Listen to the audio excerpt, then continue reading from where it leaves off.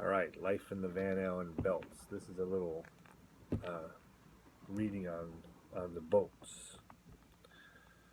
This is Rebecca Springer, Intra Muros, page 111. My brother and I walked slowly back to the margin of the lake, where we stepped into a boat lying near the shore, and were at once transported to the far shore of the lake, and landed upon a marble terrace, the entrance to the city by the lake.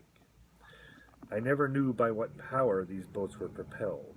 There were no oarsmen, no engine, no sails upon the one which we crossed the water, but it moved steadily onward till we were safely landed at our destination. Luxuriously cushioned seats were all around it, and upon one of them lay a musical instrument, something like a violin, although it had no bow, but seemed to be played by the fingers alone. Upon another seat lay a book. I'm going to skip ahead to page 119 because they go on a longer boat ride here.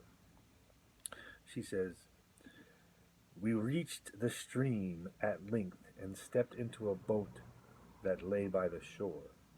We were soon floating with the current toward home. We passed through much beautiful scenery on our course that I had not seen before, and which I resolved I would visit in the future when leisure from my daily duties would permit. Lovely villas, surrounded by beautiful grounds stretching directly up to the water's edge, lay on both sides of the river, and formed a panorama upon which the eye never tired of resting. Toward the end of the journey we passed my sister's lovely home, and we could plainly see her and her husband drinking in the scene with enraptured eyes from the window of her own room.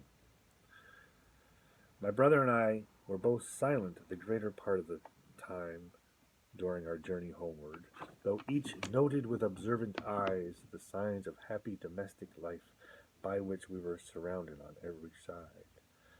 The verandas and steps of the homes we passed were full of their happy inmates. Glad voices could constantly be heard, and merry shouts of laughter came from the throngs of little children playing everywhere upon the flowery lawns. Once I broke our silence by saying to my brother, I have been more than once delightfully surprised to hear the familiar songs of earth reproduced in heaven, but never more so than I was today.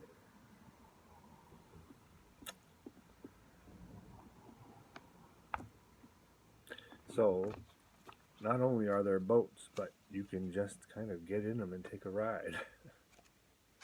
If you want to go somewhere, you want to go out to the island, you walk to the shore and there's a boat. And it takes you there.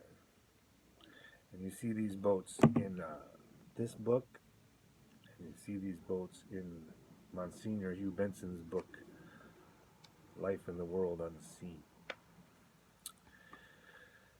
And since I have 20 seconds left, I'll by way of introduction, if you're new to this, I've noticed in this book by J. Hewitt Mackenzie, Spirit Intercourse, that his description of the spirit lands mirror the discovery of the Van Allen belts, which happened 40 years later. And so I am titling this Life in the Van Allen Belts, and I'm reading from books like this, which are similar to J. Hewitt Mackenzie's book, even though this one came out first.